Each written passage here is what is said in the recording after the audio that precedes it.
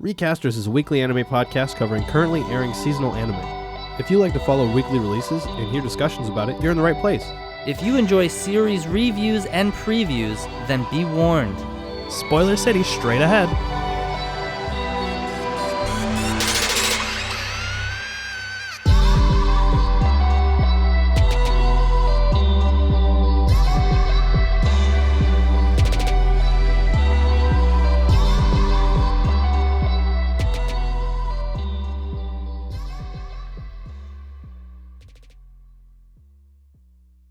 Hello, welcome back to Recasters, the only anime podcast where every time we die, we come back with half the strength and twice the determination. My name is Chase Adam Robinson, and I'm joined here today by my co-host, Chip Harris. I've got no game and no life. Neither, huh? Yep. Oh, man. Okay, so you might be noticing that a name is missing out of that title just now. Out of our intro sequence, there is one missing. Jessbot 3000. Rip Jessbot 3000. We killed him again, but the original Jesse has been resurrected from the dead. He'll be back next episode. He is not feeling well, but on our next episode, he should be back better than ever. We'll keep you guys posted on that. God, he really wanted to be here, but he knew it was best if he stayed. Yeah, you know, it never feels good to miss an episode. None of us want to. It's just, it is what it is. So just me and Chip this week. Chip's going to give it his best. I'm going to give it my best. Gambate! This is part of the podcast where we talk about anything and everything that interests us. Let's face it, Chip's a busy guy. He never has anything to say, so it's going to be me talking to him about stuff I did over the last 2 weeks for the next half an hour. Absolutely. I'm actually on vacation right now. And by vacation, I mean staycation. Happy staycation. Yeah, I didn't go anywhere. I did the opposite of that. I mean, I went to Seattle, but... Wait, you went to Seattle and didn't visit me? How dare you? Dude, okay, but this is not what I had planned on talking about right now. But if you're in Seattle, anybody, there's this barbecue place called Jack's Barbecue. Oh my God, it's really good. I have no idea where it is. I didn't drive. Yeah, no, that's totally fair. There's like 8,000 restaurants in Seattle. It'd be kind of hard to remember where that one is. Jack's Barbecue. They had their 1-year anniversary event, and they were just giving out smoked gator to anybody at the restaurant. What the fuck? Yeah, dude. So me and two of my roommates, we went down to Seattle, and I got the brisket, and it was delicious. They have in-house barbecue sauce. They've got regular and spicy. Their spicy barbecue sauce is to die for. Yeah, and then they came and brought us out some smoked gator. It was like, and oh my God, like here, I'll show you the picture, Chip. To the podcast listeners, you'll just have to trust me on this one. It was a full ass gator. What? It was a real gator, just a full ass real gator. Okay. I was expecting to have brought out like a piece of it. I didn't. Jesus. It was a gator wrapped in bacon, like and smoked. This is the second time in my life that I've had gator. The first time was at a fair in Washington. Was it good? It was so good the first time, yeah. The first time I had it, it was grilled. It tastes a lot like chicken, except way chewier. Okay, chewy chicken. Yeah. It's like chicken, but like the consistency is way like gummier. Like I don't know how to describe that. You're not describing it well because gummy chicken sounds weird. It's really good. This time it tasted way more like the bacon that it was wrapped in, which is not my personal favorite. I'm contrary to the opinion of America, and I may get killed for saying this. They may assassinate me, but I'm not a big fan of bacon. It's all right. I'll eat it sometimes, but You're being watched. Don't give me the look. So it was really good. Everything they served was amazing. Jack's Barbecue in Seattle, highly recommend. But anyways, the whole reason I took this vacation was just to give me time because, you know, I work on a lot of projects. I work a lot. And I just wanted some time to relax and get through some of the stuff that I've been trying to get through. So the things in particular, there's been 4 things that I've done on my vacation mainly, other than the occasional outing, because I'm an extrovert, and if I stay in for too long, I start to evaporate into dust. But the 4 things that I have done is watch One Piece, read Black Clover, play Pokemon Legends Arceus, and play Dark Souls 3. All right, all of those are fantastic things. I'm proud of you for watching One Piece. You've never seen One Piece. I have seen a couple of episodes when it first started airing on 4Kids, all right? No wonder this guy stopped watching. Oh, you know what? I also watched some Bleach. Oh yeah, I saw that on my Funimation account. You're on like episode 36 already. I use Chip's Funimation account. Now the audience knows that I'm a mooch. Thanks. Oh, that's okay. We also use my Crunchyroll account. Yeah, it's true. So to start things off, One Piece.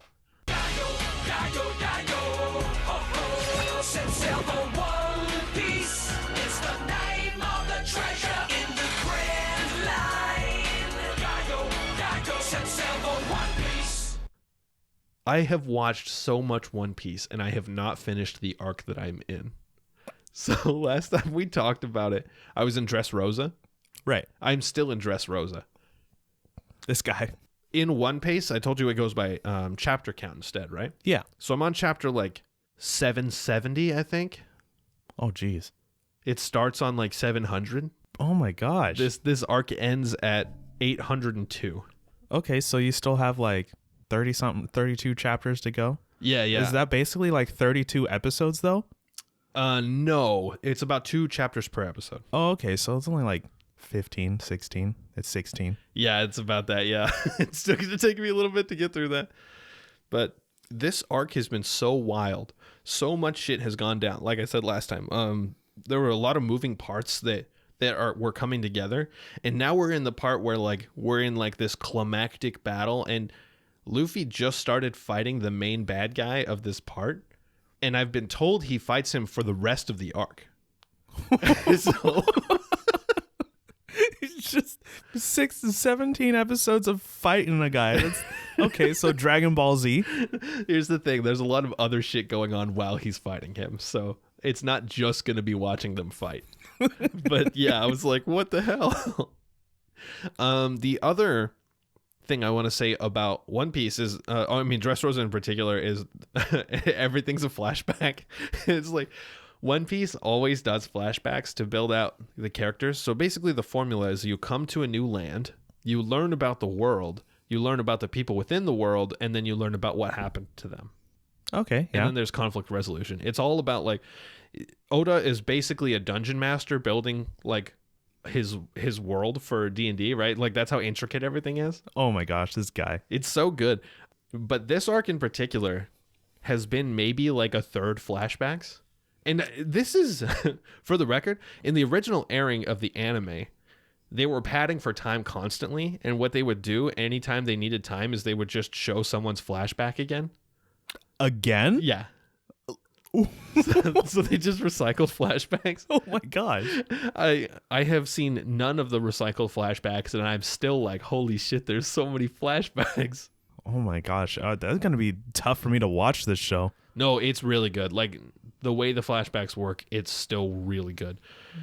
Do you know who Law is? Like martial law from Tekken? No, Trafalgar Law from One Piece. No. He's a fan favorite character. He doesn't show up until chapter 420 or something like that. He's just laughing because I said 420. Chapter 4. This is a ballpark, but yeah. There's something I was thinking about with Law. Every shonen, basically every single one has a Naruto and a Sasuke. Right. We've got Kuwabara and Yusuke from Yu Yu Hakusho. We've got Hiei and Kurama from Yu Yu Hakusho. They're both Sasuke. What? We've got Naruto and Sasuke from Naruto. And Fushiguro and and Itadori. We've got Asta and Yuno. Asta and Yuno, Bakugo and Deku, right? Like almost every shonen has a Naruto and a Sasuke character. Yeah. For a long time in my head, I was like, I guess Zoro is the Sasuke, right? Because he's the super skilled swordsman that rivals the main character, right? Yeah, I guess. But actually, Law is the Sasuke, and he doesn't come in until halfway through the fucking series. This guy's badass, all right? His devil fruit is called the Ope Ope fruit.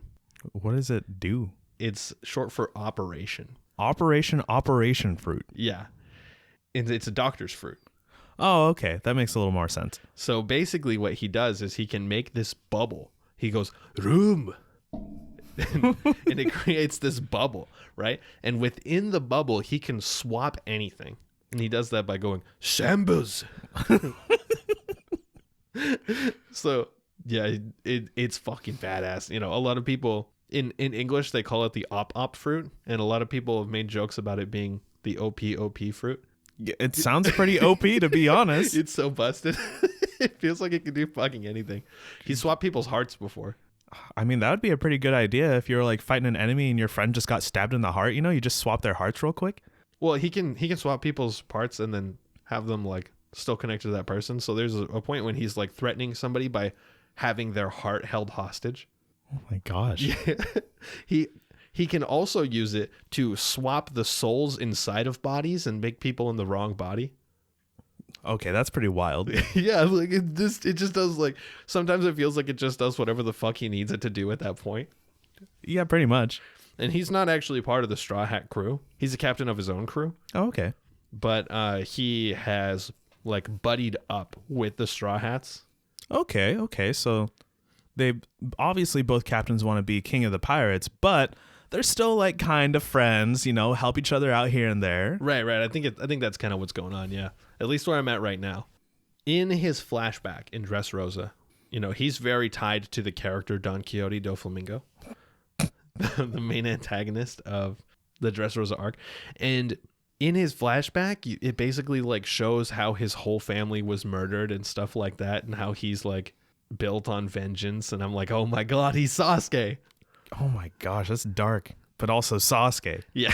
it's Kurapika, you know, like everyone's got a Sasuke. Look, let's not forget the classic Sasuke, Vegeta. The classic Sasuke is Vegeta. I think the classic Sasuke is Hiei. I mean, that's probably true, but everybody knows Vegeta. What about the classic Sasuke of Kakyoin?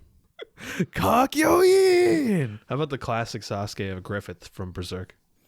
I haven't seen enough Berserk to know who you're talking about. That's fair, yeah. All right, and so the next thing that I did, as previously established, was read Black Clover.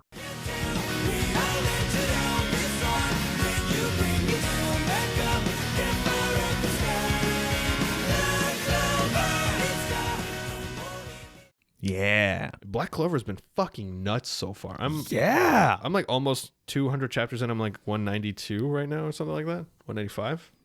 It's dead smack in the middle of the elf reincarnation arc. Oh my gosh, that's still like the first main arc. Wait, second. Yeah. I'm over halfway through, dude.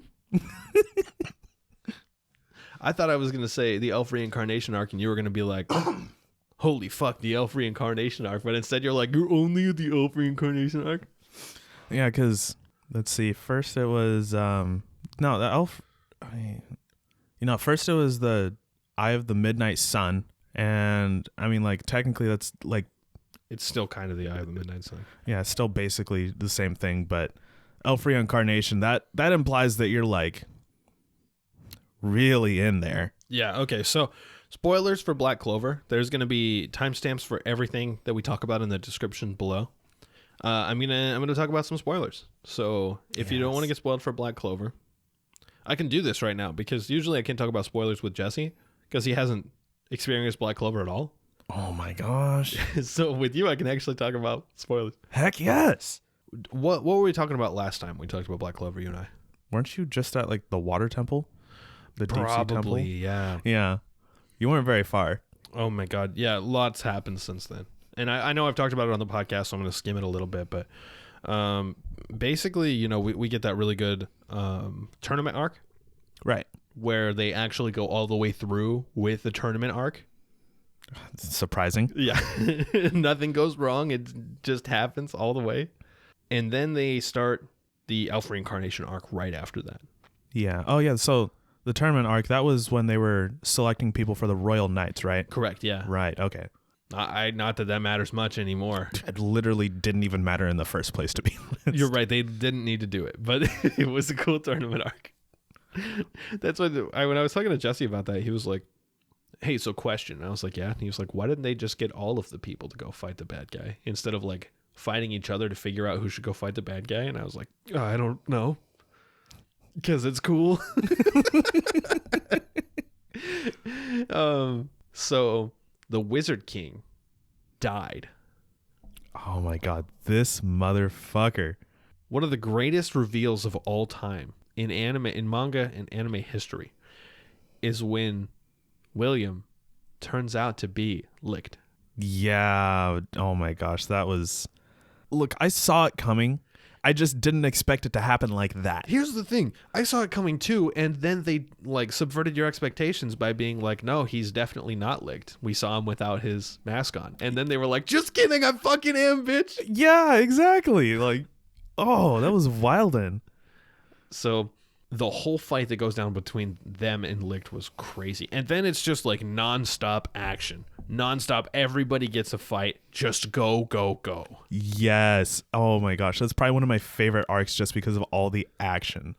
It's been a really cool arc. I'm really excited to see where it goes. Noelle's growth in this arc has been fucking incredible. Watching her learn how to use like the same skills as her mom. Yes. The fucking Valkyrie armor, my guy. Yeah, dude. Oh my God. And honestly, like, Finral has become one of my favorite characters just because of like how badass he ends up becoming. Yeah, dude, he's actually really cool. He seemed like a, wimpy little bitch at first, but it turns out he's not too bad. When he really applies himself, he's actually pretty fucking cool. If you would just apply yourself. But yeah, it's like his whole character arc with his brother and stuff. That was really cool. Yeah, I really liked Noelle with her brother and cousin and stuff like that. Really cool. Luck and Magna, seeing them, like, their bond has been growing and more throughout the show, and it's really cool to watch. Vanessa's broken. Yeah. It's funny that she's so broken because she still gets her ass kicked. Yeah. Charmy is also broken. Oh my God, Charmy is broken, but I want to see more of that. Here's the thing, Charmy's a joke character. Yeah. She was put in the series as a joke, like not literally, but and the creator, I think Tabata is his name. He's gone on record saying that Charmy is his favorite character to draw. But that's because he never draws her in her actual form. He always draws her like with the tiny big head form. You know what I mean? Yeah. She's got like 8 different forms, most of them are small, but I really love Charmy when they make her look badass in her normal form. Yeah. They almost never do that. I wish they would do more of that. Yeah, me too. I'm like, please just draw the character how she's supposed to be. But it's cool. I mean, it's the, it's Tabata's series. He can do what he wants. And was this the arc where you got to see something different about Gray? Oh, that happened a while ago. Oh, okay. I couldn't remember when that happened. Yeah. I was like, Gray, that's Fairy Tail. Yeah, no, for some reason, a girl named Gray. I love her. She's so funny. I wish I loved her more. A big problem that I have with some of the lesser seen characters in Black Clover is that it feels like they have one character trait and that's their entire character. Yeah, like I'm actually kind of disappointed with I can't remember his name, but I think it's the mirror guy. Gauche. Yeah, Gauche. However you say his name. He's got a weird spelled name. Yeah. But he's like really badass and he's got a really cool ability, but he's like one of those lesser seen characters with just his one character trope, and it's it's disappointing because I know that they could make him like a better character. Yeah, and instead they just focus on how much he loves his little sister, and it's just really like not funny. Yeah, and also I don't like Gray's trope that much because after she revealed her true form and started talking like a lot more, you can't really understand what she's saying. I mean, like, I can understand what she's saying because I watch it in English, but everyone else can't understand what she's saying, and that's just like her character. I can understand what she's saying because I'm reading the manga, so it just says. Oh yeah, I only watched the anime, so she's like talking in a really shaky voice and like constantly embarrassed, and Yeah, she's just embarrassed all the time. And then Gordon as well. I feel like he has done nothing. He's the mime. yeah, no, I remember going. It's just like, man, so just fucking do creepy. something. His one trope that he's like the creepy, quiet guy who's like wants to be friends with everyone. I like that just because it's funny, and for some reason I constantly find it funny. But he's the only one that's like that I'm cool with. Yeah, but a lot of the characters, Noelle, Finral, Vanessa, Yami, all of these characters have gotten really, really badass over time. Luck, even Magna, he's gotten pretty cool as well. Yeah, I like Magna, but I like other characters more. I like Magna when his hair's down. Yeah. When his hair's up, he looks stupid. I kind of liked it at first, but after he ended up being kind of like weak-ish compared to some of the other members, I was like, maybe you should focus more on how cool you can make your abilities instead of how cool you can make your hair. Fucking got him. This is a mic drop. But overall, I mean, like, that was a lot of negativity about some of the characters, but like, holy shit, there's some crazy stuff going on, and I'm having a lot of fun with it. Good. There's going to be more characters. This arc has gone on a little too long. I think it's dragging a little bit. I'm ready to see it done. And that's just a product of wanting to show every single angle of the whole, there's basically a war going on right now. Yeah, So, exactly. So seeing every single angle of the war is going to take some time, but yeah, I'm ready for more stuff to happen. I think I'm about to get there though. So you mentioned that the Wizard King died. Is that like as far as you've gotten? No, that happened at like the start of the arc. Yeah. Okay. Yeah, that makes sense. Henry, he's pretty cool. Oh yeah, Henry. I forgot about him. Yeah. So where exactly are you in the arc? They just finished meeting up. Let's see, there were two fights going on at the same time. One of them was inside the dream world with the coral peacocks captain. Yeah, that's right. Yeah. And then there was a fight happening outside simultaneously. I can't remember who they were fighting, but they just finished that fight. Okay, so yeah, you've got a bit more to go. Yeah, basically they were like, they were fighting Gauche. That's right. Or Gauche. Or yeah, whatever. Gauche and probably his sister too, right? Yeah. Yeah. And so, but basically they're like, if we don't get in there right now and stop this, these people are going to be permanently captured, or permanently, like, their souls are going to go away. Yeah. So you're getting close to the end of the arc, but like it's still a sizable chunk. There's like 30 chapters left in the arc. Yeah. Yeah, there's still a while. Next, I'm going to talk about Dark Souls 3. Yeah, I haven't played this game. I played this game one time, I think. Dark Souls 3? Yeah. Or Dark Souls? Maybe it was Dark Souls 2. I don't remember. It was one of them. Dark Souls 2 is my least favorite Dark Souls game. And also most people's least favorite Dark Souls game. Really? Most people I talk to say it's their favorite one. Dark Souls 2? Yeah. You're talking to the wrong people. Well, I mean, you're right, but still. Dark Souls 2 is the only one that wasn't made by the original creator. The guy who made Demon Souls, Dark Souls, and Dark Souls 3 and Bloodborne. Oh, okay. Well, who made Sekiro then? That same guy. Oh, okay. Yeah.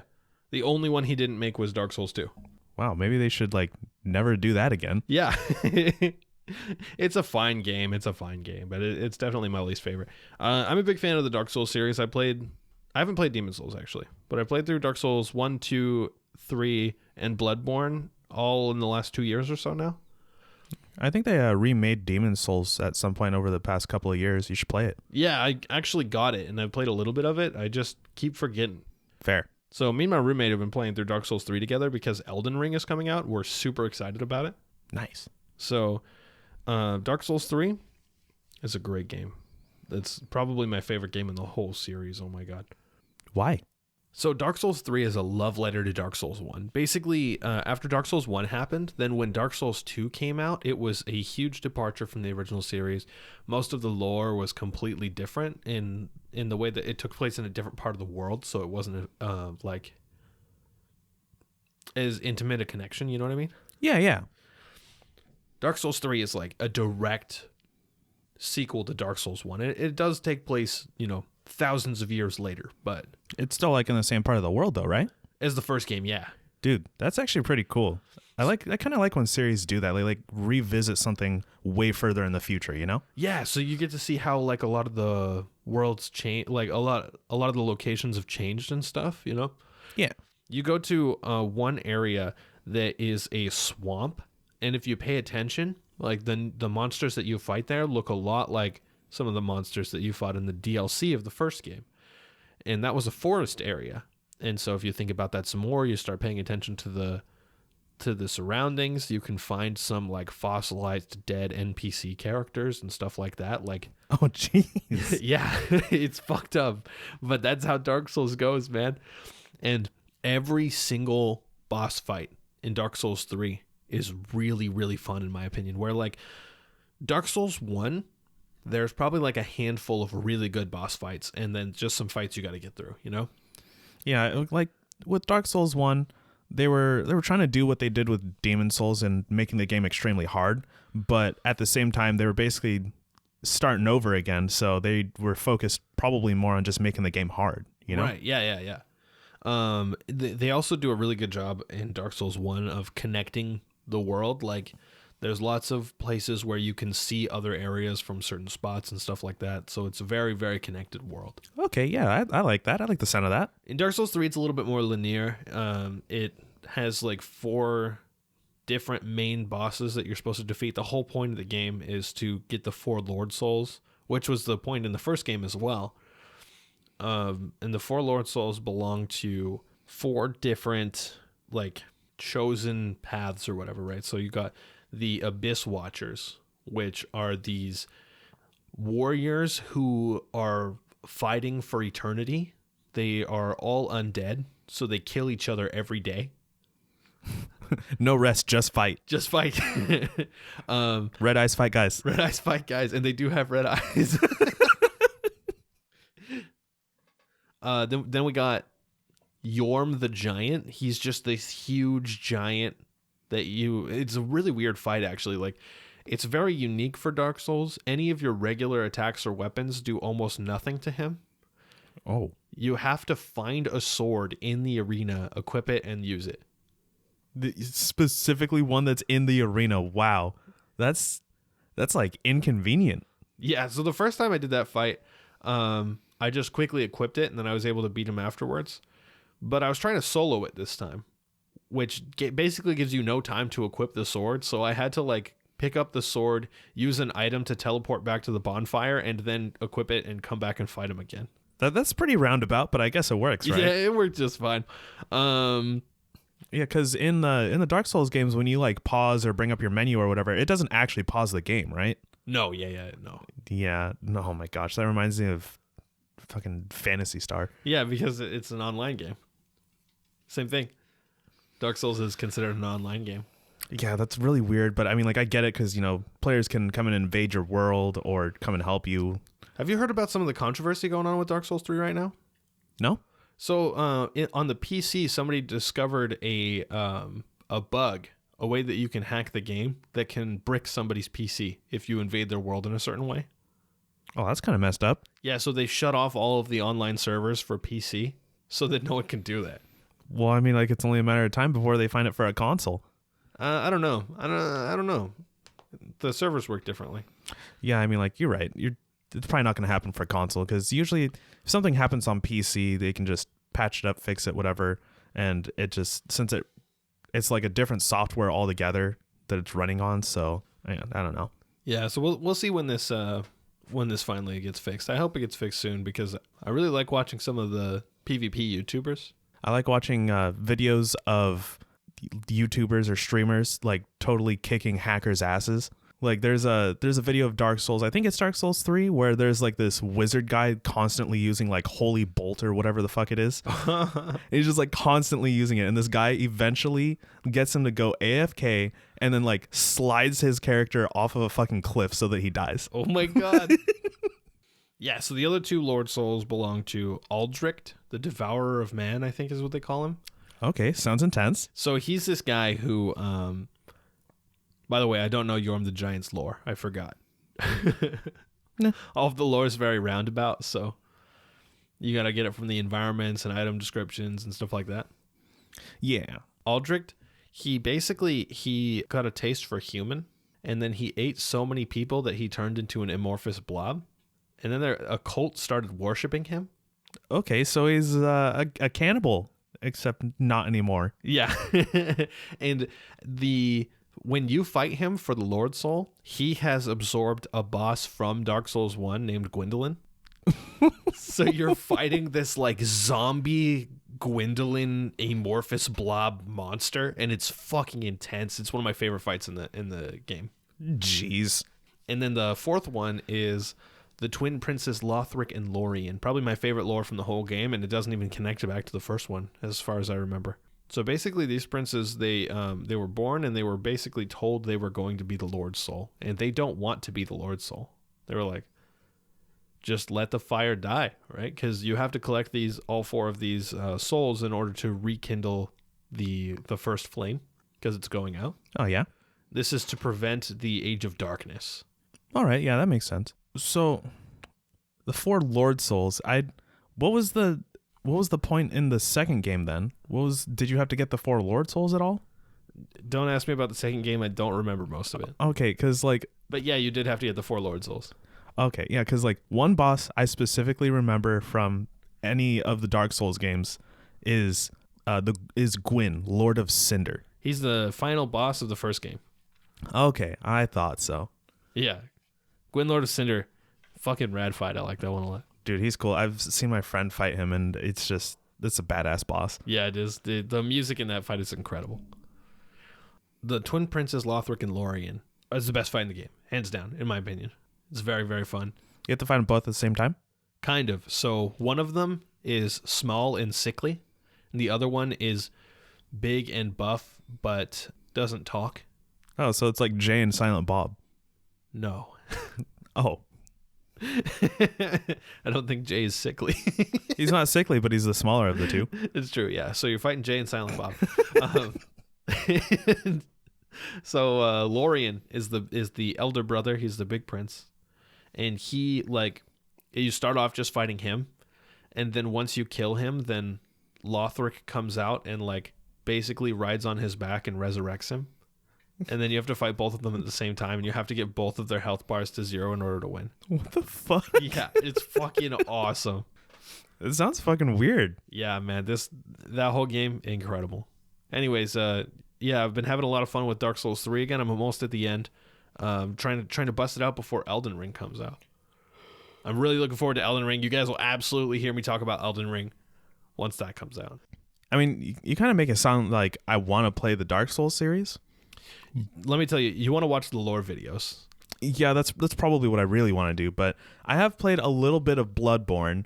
With that game, I got super frustrated. I couldn't get out of the first town at all. Get good. Oh yeah, that's what people always say. I mean, basically, I was able to. I went into this graveyard and I defeated. I think it was a wolf thing or something. I can't remember. It wasn't super huge. I know that you fight it again later on a bridge. But after that, I went into town and just fucking 100 zombies or whatever the fuck they were just coming at me, and I couldn't get out of there. Yeah. And I kept dying there because I was like, okay, I got to go back and get my stuff. And one time I managed to get my stuff and get out of there without dying. But after that, I was like, this game is too hard. I can't do this. But then later on, I got Sekiro. That game is also really hard, but I was having a way better time with it. So I really like Sekiro. I like being a samurai that has a weird mechanical arm. Have you played Ghost of Tsushima? No, I really wanted to play this. So Sekiro pulled a dirty one on everyone. When Sekiro came out, I'm pretty sure most of the people I knew that knew about Ghost of Tsushima thought that Sekiro was Ghost of Tsushima, because I know I did. And There's no way, dude. Those games came out like 3 years apart. Yeah, but the trailer for Ghost of Tsushima came out like before Sekiro was ever announced, and then like it looked kind of similar at the time. I don't know. So Ghost of Tsushima is Sucker Punch Games. You know, I mean, the only reason I got Sekiro in the first place was because I thought it was Ghost of Tsushima. So Well, you should play Ghost of Tsushima. I want to. Man, I haven't played Sekiro yet, but it looks really fun. My roommate hates that game.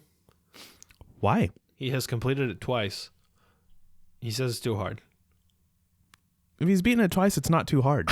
You don't know what he had to get through to get there.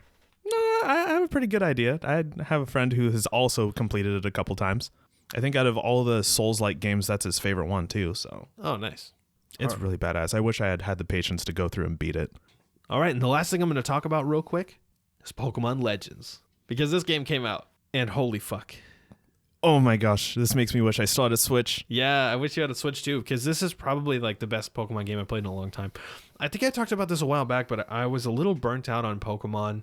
You weren't on the podcast at this time. It was during your hiatus, but I was talking with Jesse because he was playing Sword and Shield. And I was talking to him about how I'd gotten burnt out, and so I wasn't really playing Pokemon games anymore, but I really enjoyed Pokemon-esque games, monster collectors of other kinds.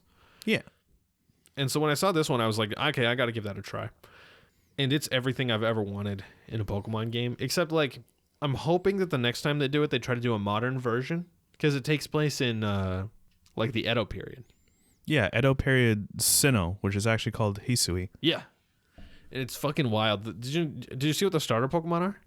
Yeah, it's freaking Cyndaquil, Oshawott, and Rowlet. And I also found out that the starters all have Hisuian forms. Yeah, the final one. form is a Hisuian form for each of them. Yeah, which is pretty cool. I've seen Hisuian Typhlosion. He looks actually pretty badass. Yeah, he looks really cool. Have you seen Hisuian Samurott? So I saw like a little model of it on Cerebi because I wanted to find out what they looked like, but I couldn't really see it because he's got like black armor. He looks almost the same, but with like more dark purple and some like spikier parts. Okay, so not much change there. Yeah, not much changed. My personal favorite and the one that I chose was the Hisuian form of Decidueye. Yeah, I saw they kind of made him look like a Japanese like Ronin. Yeah, a Ronin basically. Yeah, he looks like a Ronin. It's sick, and he's grass fighting. That's weird. Does he? So he doesn't have like the bow wings anymore? He still shoots a bow. Yeah. Oh, okay. Yeah. It's fucking wild. It just the whole thing is rad. I really like him. The game consists of 5 areas. Each area is really big and has a lot to explore. Nice. I'm really enjoying like just the way the game works in general. Almost every single NPC is the ancestor of a future Pokemon character. So if you've played a lot of the Pokemon games, you can be like, "Oh, I know him." One of my favorites is just some. There's a lot of like little obscure ones, right? One of my favorites is just a random character who I can't remember her name, but she's like the move tutor in this game. Yeah. And it's not immediately obvious, but she's definitely Flint's ancestor. Oh, okay. Does she have like red hair? She has red hair, but it's like back. He has a big afro. Yeah, yeah. But, so she's got red hair, but it's like normal cut, just flows back, but she's wearing the black choker as well. Oh, okay. Yeah.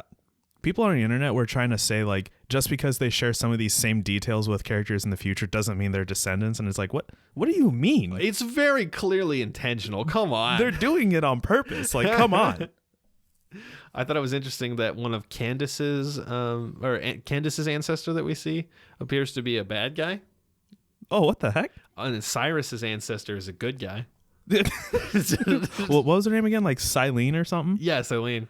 The leader of the Galactic Team Galactic basically isn't a bad guys this time. Like what the heck's going on? Oh man, it's a cool game. I'm liking it a lot, and just the gameplay loop of going out and exploring and catching new Pokemon and stuff is so much fun. It reminded me a lot of Bug Snacks.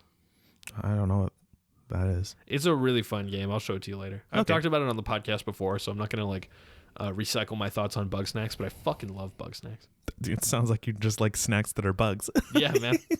All right, and with that, that's about all I have to say for my vacation so far. I've still got another week of vacation. Oh my god, I still got another week of vacation. I'll let everybody know how the rest of One Piece went next time we talk, and probably the rest of Black Clover as well. You're gonna just watch and finish both? Well, actually, you have a week, so maybe you could. Yeah, I'm gonna see what I can. We'll see what I can bust out. And with that, please enjoy the episode. First up, we have Orient, episode 4 and 5. Orient? Don't you mean Final Fantasy 15? That's what this is turning into, isn't it? Dude, I don't know. Like the beginning of episode 4 just reminded me a lot of Final Fantasy 15 when they're like pushing the motorcycle around and giving each other a hard time. Yeah, I was like, dude, I've played this. Yeah, we're basically just watching Final Fantasy 15 again. Yeah, we watched that together, right? We watched the anime for it. Yeah. Hell yeah. I wish there was more of that anime, but anyways.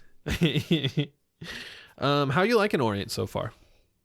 So far, so good. It turned out better than I thought it was going to be honest. This is like, now that we've branched outside of the original town, this is exactly what I was hoping this show was going to be. Yeah, going around fighting Bushi bands, fighting Oni. Yeah. No Oni in these last couple episodes, actually. Not a single one. Well, I mean, there was the ones that swarmed the castle. I don't think we even saw them, did we? Yeah, they were like a giant blue mass of body parts. That's Ew. what they looked like. That's right, I forgot. Yeah. I like the way they start out when they were just like, let's get along with no fighting. And they... You can't just force yourself to get along like that, which is obviously something they figured out, right? Yeah, I mean, like, they still got along pretty well, though. I mean, it did only take like 5 days for things to start breaking down, though. Yeah, absolutely. I have been, I am an Eagle Scout. I was in Boy Scouts for many, many years. I've been to summer camp with some of my closest friends. That is usually 1 week long, and we all want to kill each other by the end of it. Yep, that's how it goes. Like, sometimes you just have like that perfect synergy. You can be in close quarters for long periods of time, but 99% of the time you can't do that. Man, how do you like this green-haired girl? So far, I actually really like her. I liked the bit of character growth that she got in the couple episodes where she was important. So it's really interesting to me because when I first saw her, I thought she was going to be a very different character than she was. Yeah, like what were you expecting? Because I was expecting her to be kind of like a badass, knowledgeable, older than she looks type character. So when we first saw her and never saw her spoke at all, when we first saw her and we never saw her speak or anything, we just saw her hanging out near the river. Yeah, I thought she was going to be like a cutesy type of character, like extra moe. But instead, when we first see her do stuff, she like robs them. And I was like, this is not what I was expecting. And then it just gets like even more different than I expected as time goes on with like the whole, abusive father subplot that was going on.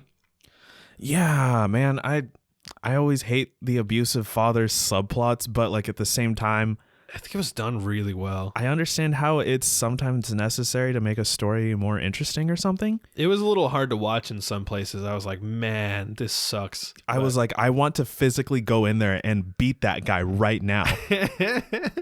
I think it's better that she got to do it, though, Oh, yeah, absolutely. That's what I'm mostly talking about with her character growth, because the fact that she overcame her, like, basically fear of this guy and fear of being alone to go against him and basically be like, look, I don't care if you leave me alone. I'm never going to be alone. Right. I don't think she said anything close to that, but that's basically the message that got across.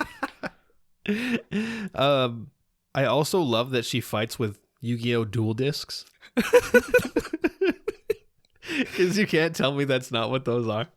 I mean, I can tell you that's not what those are, but yeah, sure, I won't tell you that's not what those are.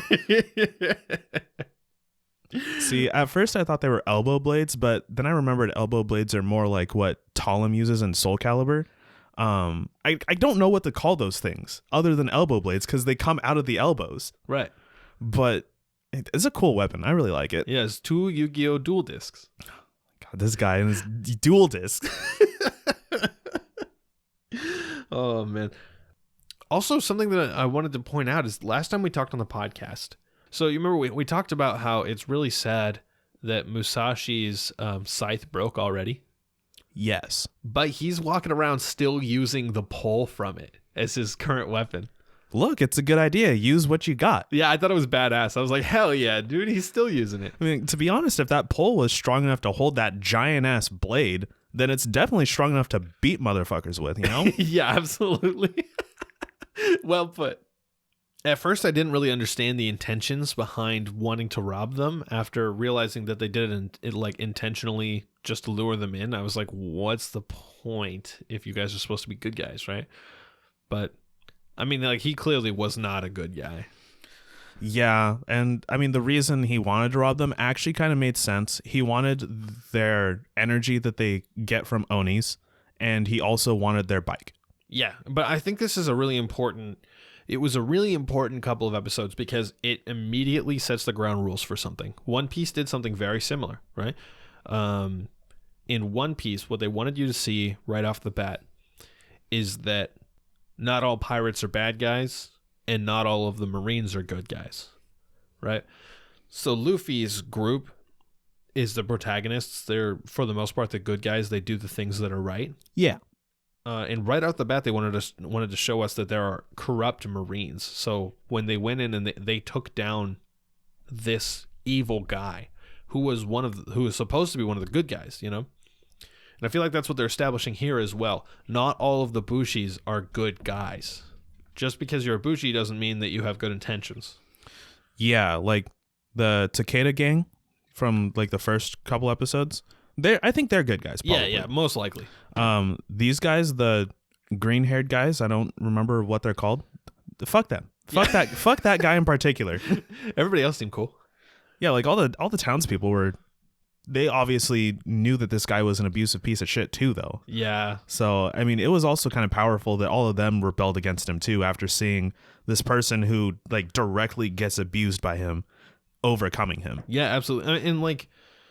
A lot of the ways that they showed the abuse happening and stuff are very cult-like, which is, you know, how actual cults work. Yeah, that makes a lot of sense, actually. A lot of what he was saying with the, like, you're nothing without me, and trying to teach people that's a cultist behavior, trying to teach the people, like, that you're nothing if you leave this. Yeah, it's sad. Yeah, it was very sad. It's very cathartic for both the audience and the characters to watch that guy get his fucking ass kicked. Yeah, and he probably got completely annihilated by those Oni that came up too. No, actually, she still has him. Oh yeah, that's right. She was holding on to him when they pulled up. Yeah, so like she gets out with the guys and she's still holding on to him with her like green dual disc whip thing. Man, I hope Musashi and the other guy get their powers soon. Yeah, I can't wait for Musashi to get that red sword that's in the intro. And I can't wait for Kojiro? Yeah, I think that's his name. Kojiro, I think. I can't wait for Kojiro to do literally anything. Yeah.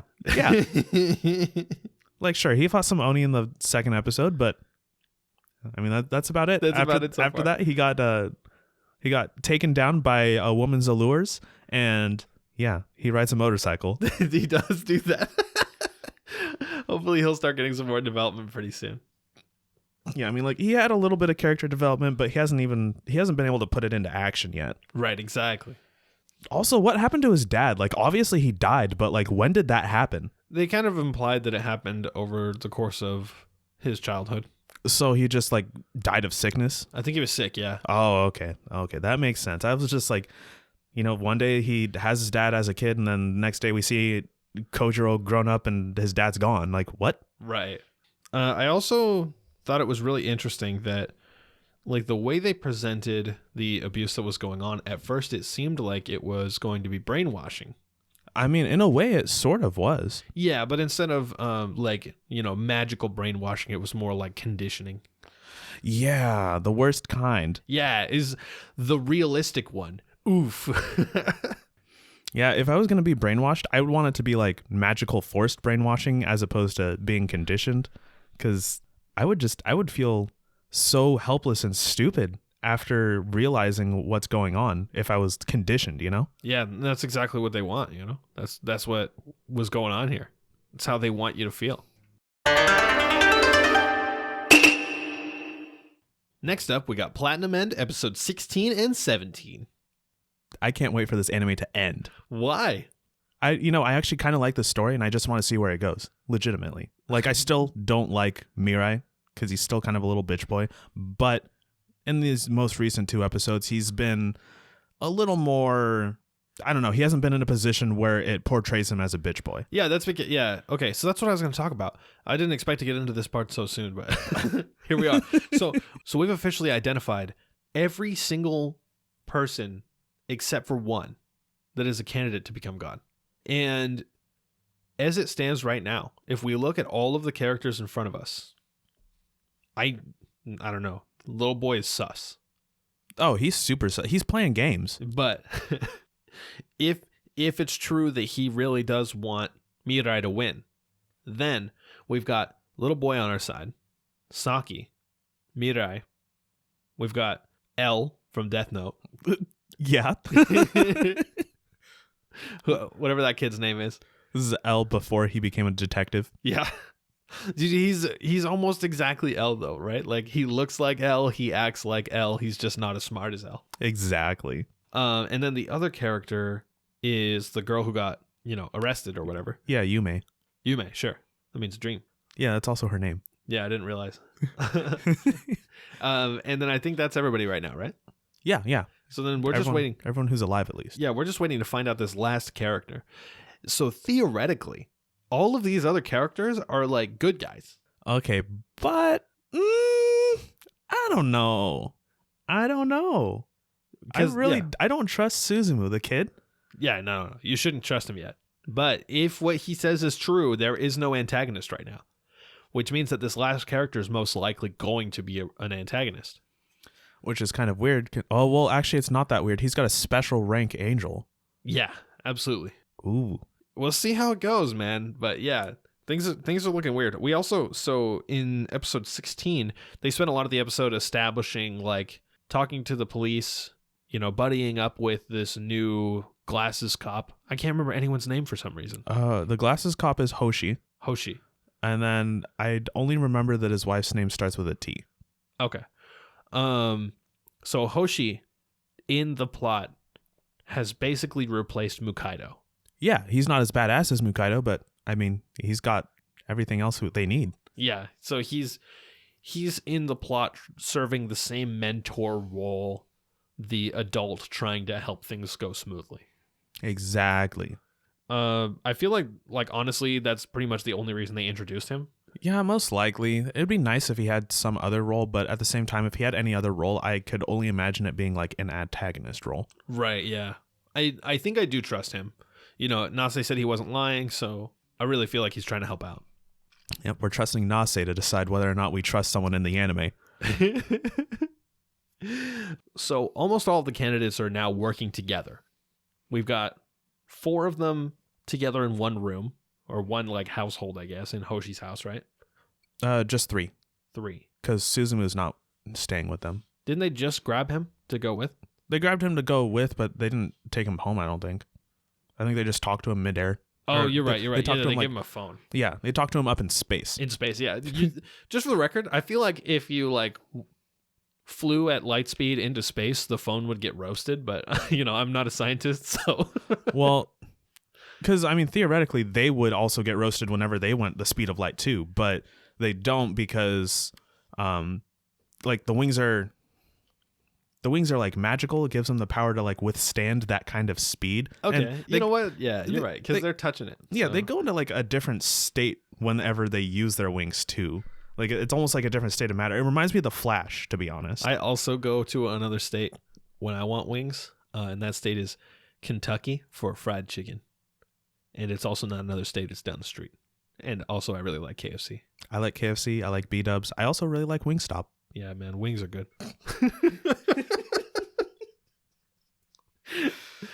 So we got this this other girl in a prison cell. Yeah. And by prison cell, It's actually just like a luxury room. yeah, it's just like the coziest fucking room. I like where she's like, "Help, I'm gonna die if you don't give me a cell phone." And like, to be honest, she'd probably be pretty harmless without or with a cell phone. So I don't know why they took it away other than, I mean, she's in prison. Yeah. Man. She's a funny character. I'm interested to see where things go with her as well. Yeah, me too. Hopefully she's not like useless, and hopefully she doesn't turn on them. Yeah, hopefully. And now all we've got left is to wait for that last character. Next up, we have Demon Slayer, the Entertainment District arc, episode 8 and 9. That was a mouthful, let me tell you. It's like when I talk about Kingdom Hearts, I'm like, yeah, I just finished playing Kingdom Hearts Birth by Sleep 0.2, a fragmentary passage. Final chapter prologue. Yeah. It's part of Kingdom Hearts 2.8 HD final chapter prologue. Also comes bundled with Kingdom Hearts HD Dream Drop Distance, as well as the film Kingdom Hearts Key back covers. How do you feel about Zenitsu right now? Zenitsu? He is pretty freaking cool. I like him being asleep and also being able to talk. It's kind of weird, but I mean, whatever, that's his gimmick. But at the same time, he also looks pretty badass in his fucking kimono and makeup and shit because his eyes are closed and he's got a serious face on. Yeah, I wish that he would take the pigtails out. I think those look so stupid, but I think it just adds a little bit more flair to his silly ass style that somehow looks badass. Sure, yeah. He looks like Dimple in Mob Psycho with the pink dots on his face. I also loved Inosuke with his freaking saw blades. Oh my gosh, that's such a brutal way to cut off anything's head. I know. I love that when her head went flying, instead of like the clean cut like normal, you'd see it all ripped apart and stuff, like her neck. Like, yeah. Oh Jesus. Yeah. Oh my gosh. Imagine being her and having to feel that. Yeah. No thanks. But yeah, I think Inosuke and Zenitsu, they get a lot of really cool screen time right here. Yeah, it's just, it sucks that they're not portrayed as like as talented or as strong as Tanjiro, because they have the potential. I mean, like, to be fair, Zenitsu, most of the time when he's awake, he's a little bitch and can't do his thunder breathing, but I just wish they would make them a little less side character, you know? This is like their time to shine. I think they both get some really cool character moments here. Oh yeah, no, absolutely. They're getting some cool character moments. I am still slightly disappointed it took all three of them to cut off that bitch's head though. And now, like, I mean, we see Tanjiro, he's struggling right now.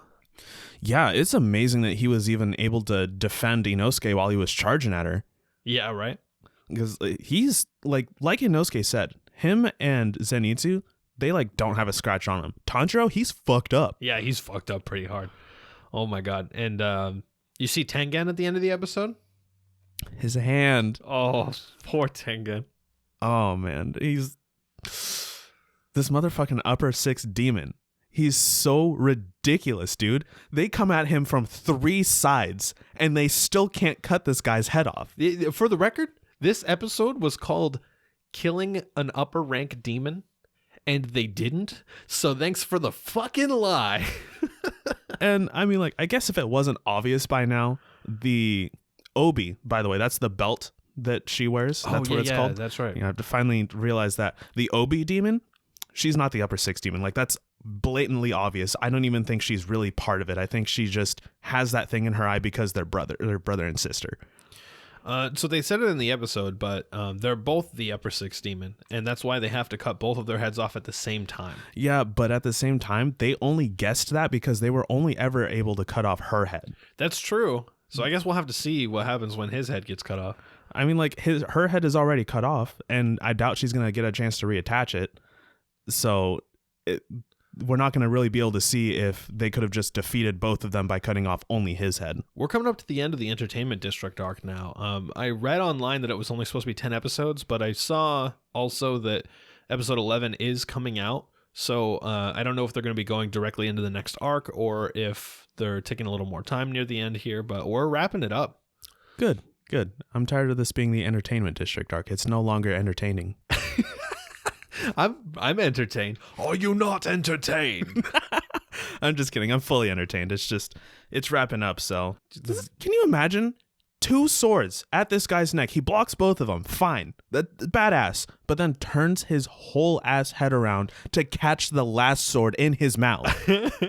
What is he, Zoro? What is it? Seriously. Oh man, the visuals in these episodes.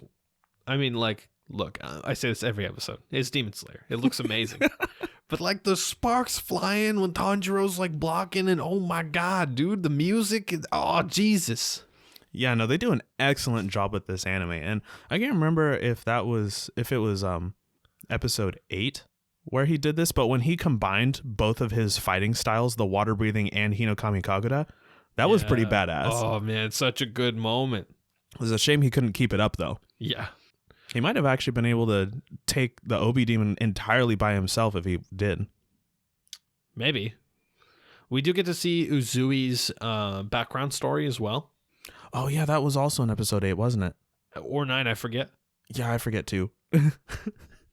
They blend together when we're doing this 2-week thing. It's tough to keep up with, or it's tough to separate the 2 episodes, you know? Right, yeah. Yeah, we finally get to see his background and about all of his dead siblings and stuff, but I believe they mentioned he still has one brother that's alive? No, he had to kill that brother. Oh, what happened? They had a duel because it was down to them to who was going to be the fucking, I don't know, the one that carries on the family. Oh. Yeah, so Okay. they had to fight each other, and he killed his brother. Damn. And for some reason, Tengen was considered the weaker brother because he wasn't like his siblings where they were like conditioned and trained to be like basically emotionless tools. Yeah, but he has feelings. Yeah. And I mean, I thought it was really touching that he was able to essentially teach all 3 of his wives that too, because, you know, at first they were also like, we are just here to serve you, you know, and he's like, no, go ahead, dig in. And, you know, it was a touching moment. I really liked that. Yeah, absolutely. And they all are mean to the blue one. Yeah, because she's the dumb one. She's so nice. I know, right? She's the nice but dumb one. I also, I really liked that in one of the post-credit scenes, I can't remember what episode this was, but they mentioned that 2 of his wives were assigned to him, but she volunteered. Wait, the blue one volunteered? Yeah. It's just such a good detail. What a good show. I can't wait to see how they're going to end this arc. Absolutely. This is, you know, I want them to end the arc, you know, and I want it to be good and all. But at the same time, just one little detail I want to happen, it's not going to happen because, I mean, I'm realizing a previous scene that with their backstory and all that, but it would have been cool if his 3 wives were also part of the cores so that they could have like little ninja blades that are also made out of the same steel as the Demon Slayers. That'd be sick, but they do have the Wisteria kunais. Yeah, but I mean, like, they had to get Wisteria extract, dip their kunais in that. You know what that thing reminded me of? The big, like, shotgun kunai thing? Oh, yeah, the fucking, I don't know what it is, like a ballista thing? I don't know. Yeah, it reminded me of when we watched Naruto Ninja Clash in the Land of Snow. Oh, yeah? They had, like, the big Gatling gun one. Oh, man. Yeah, that was badass, though. I really like that scene. Yeah, absolutely. Next up, we got Attack on Titan, episodes 78 and 79. This is season 4, part 2. Wait, season 4, episode, what, like 18 and 19? I don't know, man.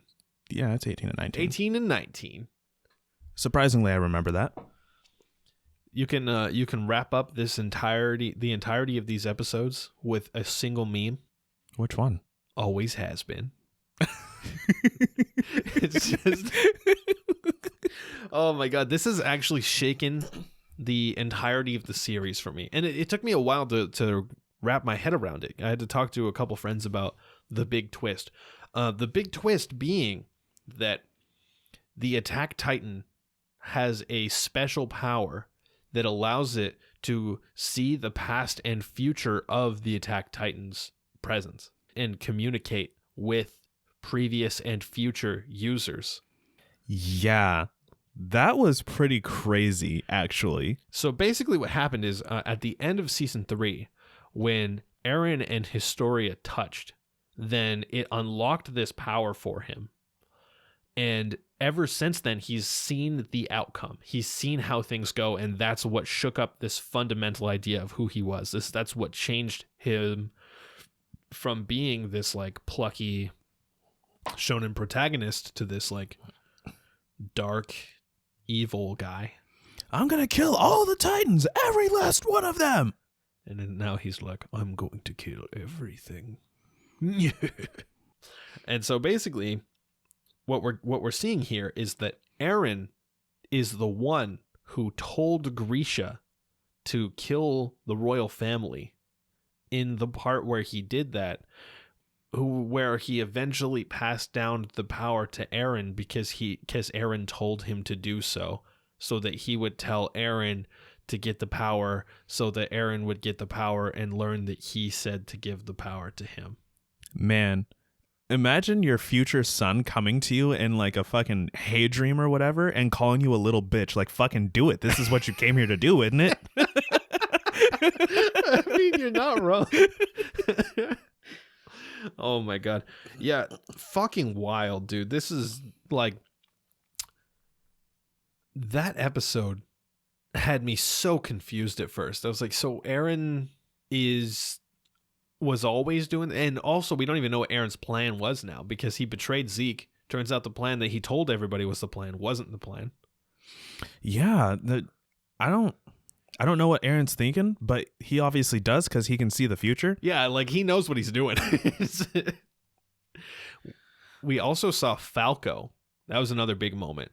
Oh yeah, Falco. He turned into a Titan and then he ate Galliard. Yeah, that's his name. I was like, Palliard? No, that's too close to pallid. You guys should have seen Chip's face just now while he was thinking about that. He had like, his eyes were both twitching at the same time while he was trying to remember Galliard's name.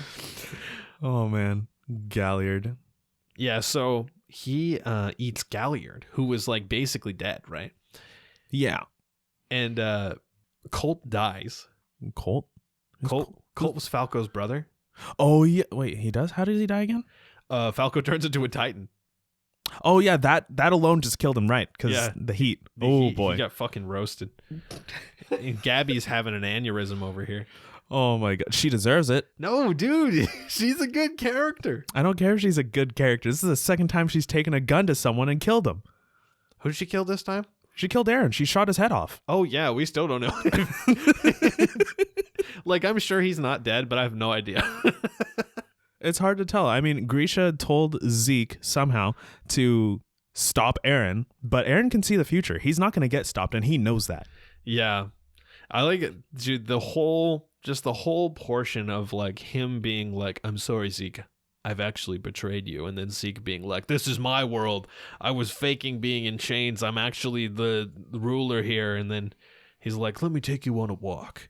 This is the reason you should believe me. And then Eren's like, actually, I was the mastermind. This is the reason you should believe me. I'm like, what the fuck's going on, dude?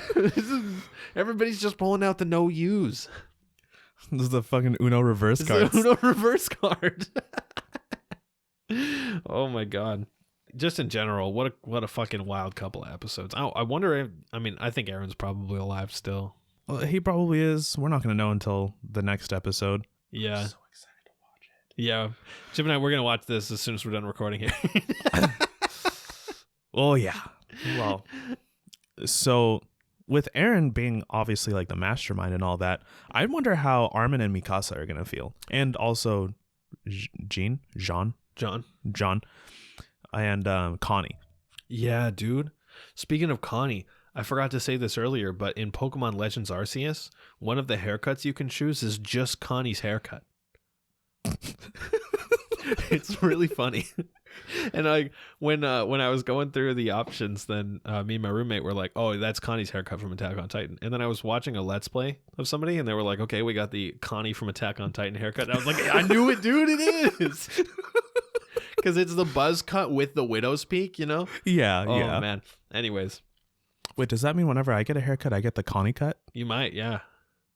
Because I mean, like that's what I do. Yeah, dude. I did it before it was cool.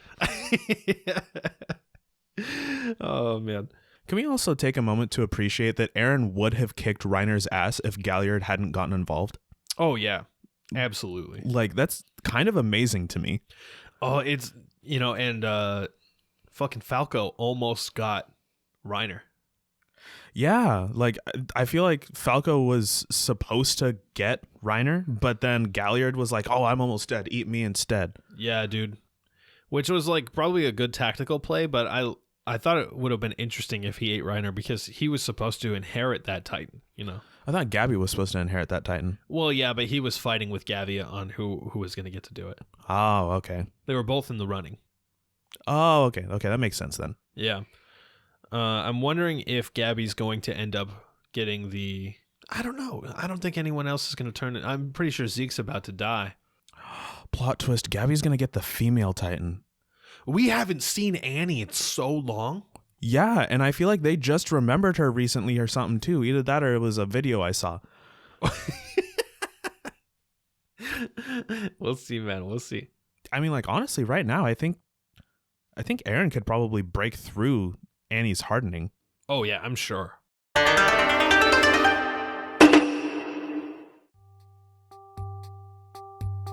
Thanks for joining us for this episode of Recasters Anime Podcast. We hope you had as much fun as we did. Feel free to check us out on Facebook. We post anime-related memes there almost daily. Let us know what you think of the current anime season, or even just say hi. You can look forward to weekly releases every Tuesday morning on platforms like Spotify, iTunes, Google Play, and Stitcher. Tune in next week for more anime discussion. Ja, mata raishu!